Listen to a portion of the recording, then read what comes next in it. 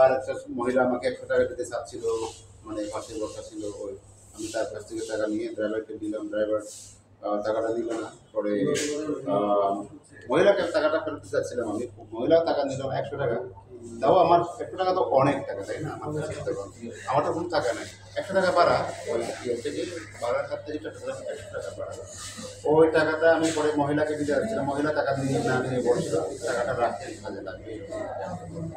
তাতে আমি একটু খুশি হলাম যে মনের মধ্যে সেন্স। কি গাড়ি ছিল? গাড়ি যে গাড়ি এটা হচ্ছে বাস, হচ্ছে এটা হচ্ছে যে কি বলে চয়েস চয়েস আচ্ছা দাদা, শেষ ঠিক আছে। হ্যাঁ, আমার কথা হচ্ছে যে আপনি শেষ মুহূর্তে জাতির উদ্দেশ্যে কিছু বলতে চান কিনা আমাদের দর্শক? এটা আসলে আমার ইয়েটা হলো যে এই আয়নাঘরে যারা বন্দী আছে তাদের জন্য, তাদেরকে এখনও তো অনেক লোক নিখোঁজ আছে, বন্দী আছে এই অবস্থায়, তাদের একটা মুক্তির আমি দাবি জানাই।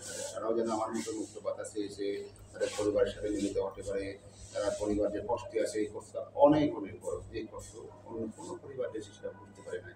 ওই জন্য আমি বলবো যে যাদেরকে এখনও যাদেরকে এখনও পূজা হচ্ছে, যারা ফিরে আসেনি গুম হওয়ার পর, তাদেরকে অসত্তর যেন এই সরকার তাদের সন্ধান দেয়, তাদেরকে মুক্তি দেওয়ার ব্যবস্থা করে, এই এই এই এই দাবি আমি জানাবো।